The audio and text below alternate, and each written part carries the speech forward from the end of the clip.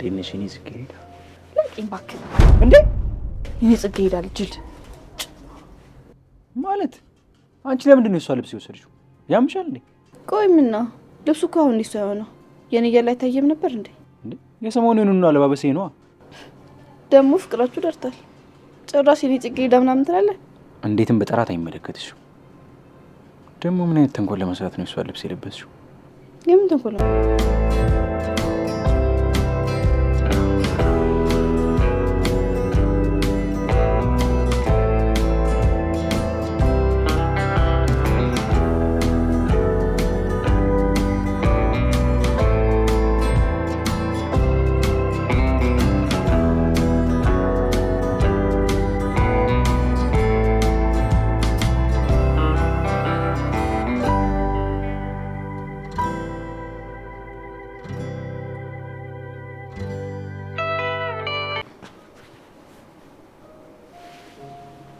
እኔ ስክሪደ ምን ሆነሽ ነው የጠፋሽው? ስልክሽን ስሞክር አይሰራም። ክፍልሽን መጥቼ የለሽ። ስልኬ ጠፍቶብኝ ነው። በዛ ላይ ደግሞ ማታ ከእናቴ ጋር ነበርኩ። ታውቂያለሽ፣ በቤተሰቦችሽ በጣም ነው የምቀናው። በጣም ደስ የምትሉ ቤተሰቦች ናቸው። ትከባበራላችሁ፣ ትዋደዳላችሁ። ያንተም ቤተሰቦች እኮ አሪፍ ናቸው። በዛ ላይ ደግሞ ኤልሹን የመሰለች እህት አለች። ኤልሹ ስትይ ሄድሽ አይተሻታል እንዴ? ቆይ ምንሽ ነው? ቅርበታችሁ ምንድን ነው እንዴ? ነገርኩ፣ የሥራ ባልደረባዬ ነው። በቃ ሌላ ምንም ልል አልችልም። ኧረ ነው እንዳምንሽ ትፈልጊያለሽ አይደል? ቆይ ማንሽ? ቤተሰቦችሽ እነማን ናቸው? በዙሪያሽ ያለው ሰው ማን ነው? መልሽልኝ። አባቴ የሚያውቀው ማንነትሽን ማወቅ እፈልጋለሁ። ቆይ ማንሽ?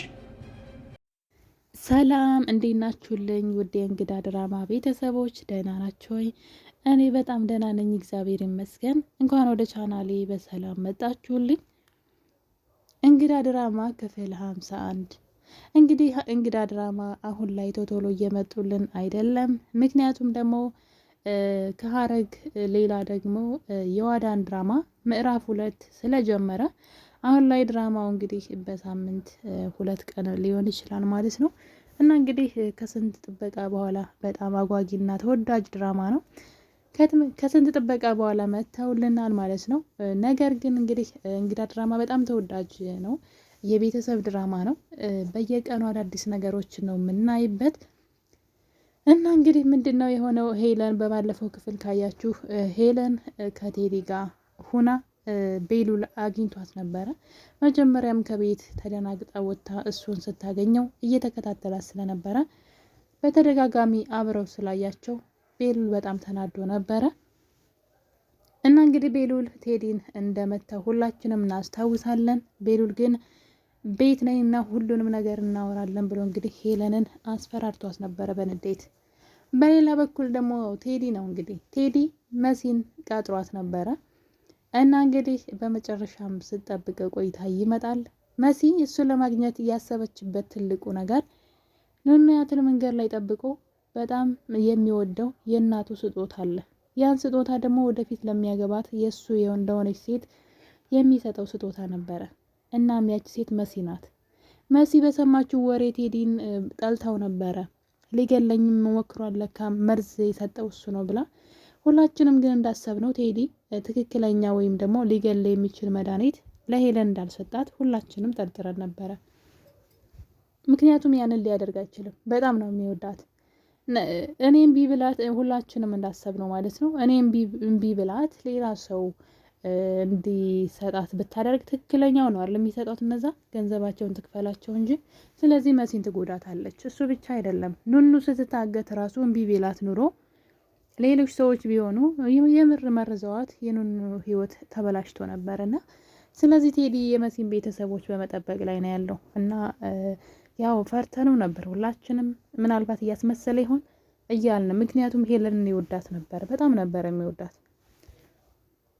እዛም ነው የቶማስ ጓደኛ መስሎ ለሷም ለቶማስም እየሰራ የነበረው። ሄለንን ስለሚወዳት አንድ ቀን የምትፈልገው ገንዘብ አግኝታ ትመጣለች ወደ እኔ ብሎ ነበረ። ነገር ግን ደከመው እሷን መጠበቅ። በዛ ላይ ታንቋሽሸዋለች፣ እንትን አለች እሷ ልክ ራሷን እንዳለቃ በዛ ላይ የሰው የሆነች ሴት መጠበቅ ስለሰለቸው ልቡን ለሌላ ሰው እንግዲህ ለመሲ ክፍት አድርጎ መሲን በጣም ነው የሚወዳት እና እንግዲህ መሲም ይህን ነገር ካስረዳት በኋላ ይቅርታ አድርጋለታለች እና ሁላችንም በጣም ነው ደስ ያለና መሲና ቴዲ እንግዲህ ይቅርታ ተባብለው ደስ የሚል የፍቅር ጊዜ ሲያሳልፉ አይተናቸዋል። በጣም ነው እኔ እንግዳ ድራማ ላይ ሁሉም ወጣቶች ስለሆኑ ሲበዛ የፍቅር እንትን ይበዛዋል ማለት ፍቅረኛ ምንድን ነው የሚባለው የፍቅር እንትን ሲዝን ምንድን ነው እሺ አማርኛው ለእናንተ ተውላችሁና ፍቅር ይበዛዋል። በቃ ወጣቶች ናቸው። ኑኑ ከቤሉል ጋር ኤልሹ ደግሞ ከዳጊ ጋር ወይም ደግሞ ከጆን ጋራ በእርግጥ አሁን ላይ ኤልሹ ማለት ነው ዳጊን ወይም ደግሞ ጆን የቀረበችው አዶናይን ለመርሳት ነበር። አዶናይን ትወደዋለች ግን እወድሃለሁ ብላ መናገር አትችልም። ለዛም ነው ትምህርት አቋርጣ ከጆን ጋር ውጭ ለውጭ የምትንዘላዘል የነበረው እና ጆንን የውሸት ነው ያፈቀረችው መስላ ከሱ ጋር ሆነች። ያንኛውን የምትረሳ ስለመሰላት ነበር። በዛ ላይ ደግሞ ጆን የምትፈልገውን ነገር ሁሉ ነው የሚያደርግላት። አድርግ ያለችውን ነገር ሁሉ ሳያመነታ ያደርግላታል። ስለዚህ እሷ የኛውን በልቧ ይዛ የኛውን ደግሞ የውሸት ቀርባ ነበረ እና እንግዲህ በጣም ፍቅር ውስጥ ገብተው ነበረ። እሷ ባታፈቅረውም ማለት ነው እያስመሰለች ቢሆንም ከጆን ጋር በጣም ብዙ የፍቅር ጊዜ አሳልፈው ስለነበረ እናም ከቤት የኑኑያትን ልብስ ቀይራ ወጥታ ከቤት ልትጠፋ ስትል እሱ ግን የነገር ልክ አይደለም፣ ከቤተሰቦች ጋር በፍጹም መቆራረጥ የለብሽም ብሎ ልወስድሽ አልችልም ብሎ እምቢ ብሏት ነበረ። ባደረገው ነገር ጆ በጣም ተጸጽቶ እንግዲህ ምሽቱን ሁሉ በራቸው ላይ ቁጭ ብሎ ሲተክዝ ነበረ እና የበፊት ፍቅራቸውን ማስታወሰ። እሷ እየቀለደች ቢሆንም የውሸት ማትወደው እንደሆነ ቢያቅም ግን በጣም ደስ የሚል የፍቅር ጊዜ ስላሳለፉ እሱን እያስታወሰ በራቸው ላይ ቆሞ ነበር እና በጣም ነው ያሳዘነኝ። ንናያት ማናት ኤልሹ ማለት ነው። ልቧ ሁለት ቦታ ነው ያለው። በጣም ከባድ ነው። አዶናይ ያለ አዶናይ ደግሞ እሷን በፍቅር አልቀርባት ብለዋል። ያኛው ደግሞ በጣም ይወዳታል እና ሁለት ቦታ እያመነታች ያለችው እንግዲህ ኤልሹ በጣም ነው ያሳዘነችኝ። በሌላ በኩል ደግሞ እንግዲህ በጣም ያሳቀኝ ፓርት እዚህ ፓርት ላይ ማለት ነው ደጋግሜ እያየሁ ስስቅ ነበረ። ቤሉል ነው እንግዲህ ቤሉል ወደ በረንዳ ይወጣል። ኤልሹ ደግሞ የኑኑያትን ልብስ ለብሳ ወደ ኋላ ዙራ ቁማለች። በጣም ጆን ባደረጋት ነገር በጣም ተናዳ እሱን እያሰበች አኩርፋ ከጀርባ ከግቢ አበባው ጋር ወደ ኋላ ዙራ ቆማለች እና እንግዲህ ወንድሟ ቤሉል ሲያያት ኑኑ ነው የመሰለችውና ሄዶ እንግዲህ የኔ ጽጌረዳ እንዴት ነች ብሎ ሲያቅፋት በጣም ነበር የሚያስቀውና እዛ ላይ ሁለቱም እንዴት እንደደነገጡ ማለት ነው። ማመን ያቃተው እንዴ አንቺ እና በዛ ላይ ተዋርዷል እንግዲህ በገዛ እህቱ ማለት ነው። እና እንዴ እዚህም ደርሳቸዋል ማለት ነው። የኔ ጽጌረዳ መባባልም ደርሳቸዋል እያለ ቤሉል ግን ዝም በይ፣ የሆነ ተንኮል ደግሞ አስበሽ ነው የእሷን ልብስ የለበሽው። እዚህ ቀደም ሜካፑን ራስሽ ቀብተሻት ነው እንግዲህ እሷ ራሷ ናት የተቀባችው ብለሽ የውሸት ወሬ ያወራሽው። ስለዚህ እያለ እንግዲህ ልብሷን ለተንኮል ነው የለበሽው ሲል ነበር። እንዳለውም ለተንኮል ነው የለበሰችው። ስትወጣ ኑኑ መስላ እንድትወጣ ሰዎች እንዳይጠረጥሯት ነበረ። ነገር ግን አልተሳካላትም እና በጣም ነው የከፋት። ማለት ከጁ ጋር ተጣልታለች እና በጣም ተከፍታለች። እንግዲህ አዶናይ መጥቶ አዶናይ ያውቃል ለምን እንደተከፋች። ጆን ጋር ሄዳ ውሰደኝ ስትለው አልወስድሽም ሲላት ሁሉ ያውቃልና ዋናው እንደውም የዚህ ነገር ተሳታፊው እሱ ነው። እንዳትወስዳት ወደ ቤተሰቦቿ ትመለስ ብሎ እንድትቀር ያደረገው እሱ ነው። ስለዚህ መጥቶ እንግዲህ ጉዳዩን ስለሚያውቅ ምን ሆነሽ ነው እያለ እያባበላት ይገኛል። እና እንግዲህ እሱም ይወዳታን አላውቅም፣ ብቻ አሁን ላይ ደግሞ ወደ እሷ መቅረብ ጀምረዋል። ምናልባት ጆን ኤልሹን እንደሚወዳት ስላወቀ መሰለኝ ኤልሹን መቅረብ የጀመረው። በጣም መቅረብ ጀምሯን ከእሷ ጋር መቀራረብን በጣም እያበዛ ይገኛልና እና እንግዲህ ኤልሹ በጣም ነው ልቧ የተሰበረው። የምር አሳዘነች በጣም ግን። ነገር ግን አሁንም ተንኮል እያሰበች ነው። እኔ ሌላ አንድ ግራ የገባኝ ነገር አለ። የኑኑያት ስልክ ጠፍቷል።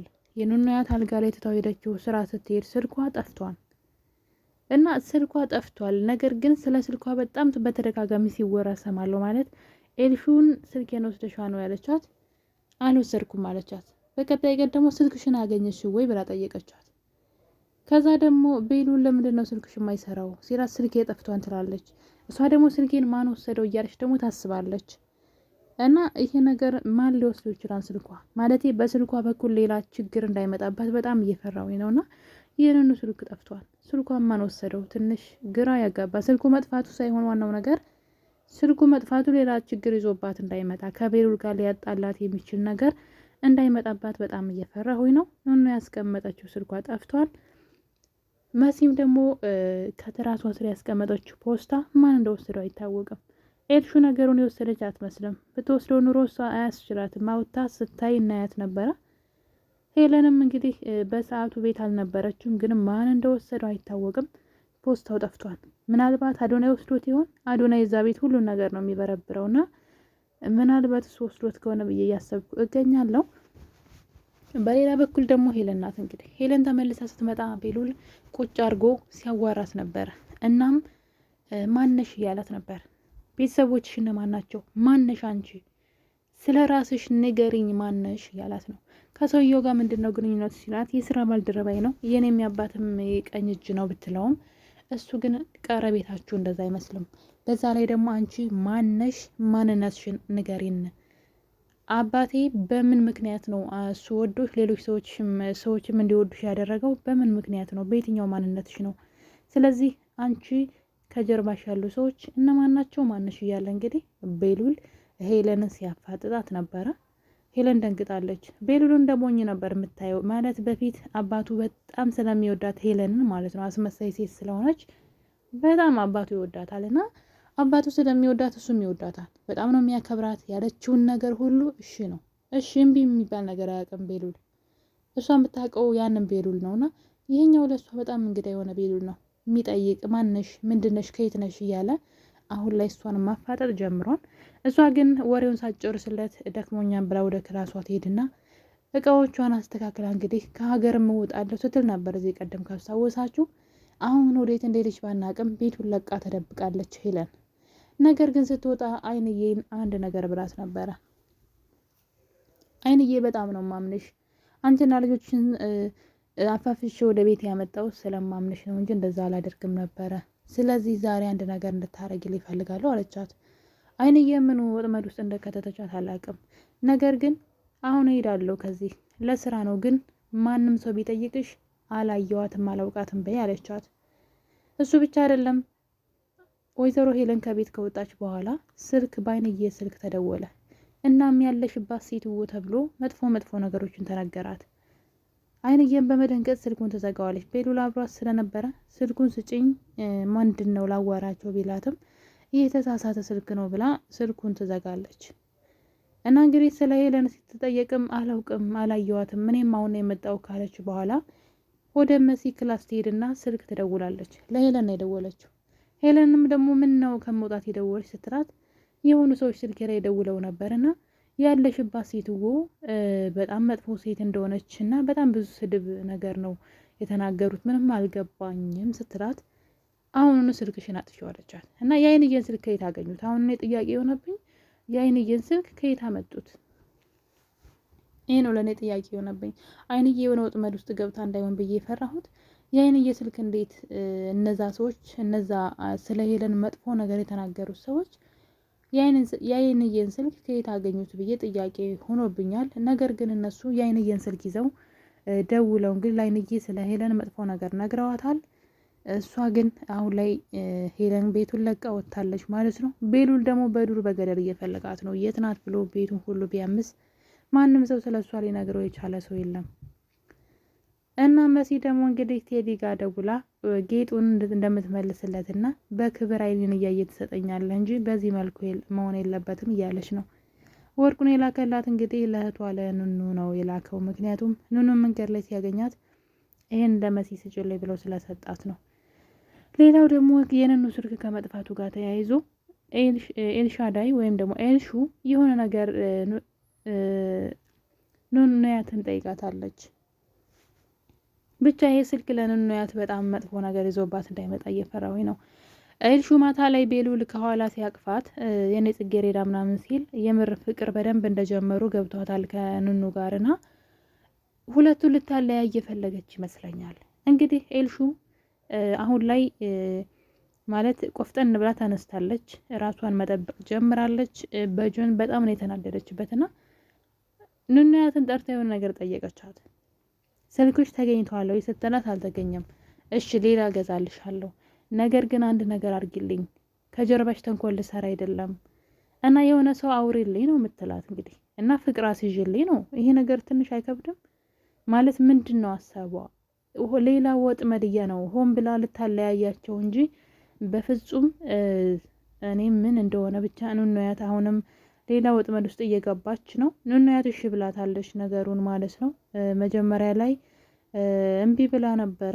ምናልባት ወጥመድ እያዘጋጀሽ እንዳይሆን በባለፈው እንደዛ አድርገሽ እሺ ብዬ ዝም ያልኩሽ እኮ እኔ አንቺን ደስ እንዲልሽ ብዬ ነው እንጂ ስለማላውቅ ጅል ስለሆንኩኝ አይደለም። ስለዚህ አሁንም ሌላ ተንኮል ብትላትም እሷ ግን በፍጹም ተንኮል አስቤ አይደለም፣ እኔ እንድትረጂ ብቻ ነው። የሆነ ሰው አለ በጣም ያስከፋይ ሰው ልበቀለው ምፈልግ እና እሱን አውሪልኝ በስልክ ነው የምትላት። እንግዲህ ትንሽ ግራ ያጋባል። ቤሉል ደግሞ እዚህ ቀደም የሆነ ነገር ነግሯታል። መቼም ቢሆን እኔን የሚያበሳጭ ነገር እንዳታደርጊ፣ እሱም ደግሞ አንቺን ከሌላ ሰው ጋር ማየት ነው ብሏታል። ታዲያ ኑኑያት ለምንድን ነው የተሞኘችው? ይሄ ነገር ወጥመድ እንዳይሆንና ኤልሹ ልትጠቀምባት ፈልጋ ሁለቱን ለማለያየት የፈለገች ነው የሚመስለኝ። በፍጹም ለጥሩ ነገር አይመስለኝም። ኑኑያት መንቃት አለባት ብዬ አስባለሁ። ይህን ነገር እሺ ብላ ከተቀበለች እና ካደረገች በኋላ ከቤሉል ጋር ነው የምታጣላት ብዬ አስባለሁ። ይህንን ደስ የሚል ፍቅራቸውን እንዲበላሽ ልታደርግባት ትችላለች ብዬ አስባለሁኝ። ኑኑያት በድጋሚ መታለል የለብሽም ኤልሹ መቼም ቢሆን ተንኮል ከማሰብ ወደኋላ ስለማትል ማለት ነው። የሄለን ወንጀሎች ደግሞ አሁን ላይ በጣም እየተጋለጡ እየመጡ ነው። አዶናይ ከሄለን ክላስ ገብቶ እቃዎችን እየበረበረ ነበረ እና እንግዲህ ድንገት ቤሉል ሊደርስበትና እዚህ ምን ትሰራለህ ይለዋል። እና ትንሽ ግራ የሚያጋባ ነገር አለ። ፋይሉን ምናልባት እሱ ወስዶት ይሆን ብዬ ያሰብኩትም ከዚህ አንግል ነው። የወይዘሮ ሄለን ክላስ ገብቶ መጽሐፎቹን ሁሉ እያራገፈ ነበረ መረጃ ለማግኘት። በነገራችን ላይ መሲ የቀረጸችው ቪዲዮ ካስታወሳችሁ ማለት ነው ወይዘሮ ሄለን እና ቴዲ ሲያወሩ የወይዘሮ ሄለን አባቱን የገደልንበት አዶናይ እያለች ሬሳው ተገኝቷን እያለች ስታወራ መሲ በስልኳ ቀርጻታለች። ከቀረጸቻት በኋላ ምንድነው ያደረገችው? በሚሞሪ ነው ያስቀመጠችው። ያን ቪሞሪ ደግሞ ሄለን ወስደዋለች። ስለዚህ ምናልባት እሱን እንዳያገኘው ብዬ እየፈራሁኝ ነው። የኔ ውድ ቤተሰቦች እንግዲህ እንግዳ ድራማ ሞቅ ሸብረቅ ብሎ ክፍል 51 ደርሷል። በሌላ ክፍል እስከምንገናኝ መልካም ጊዜ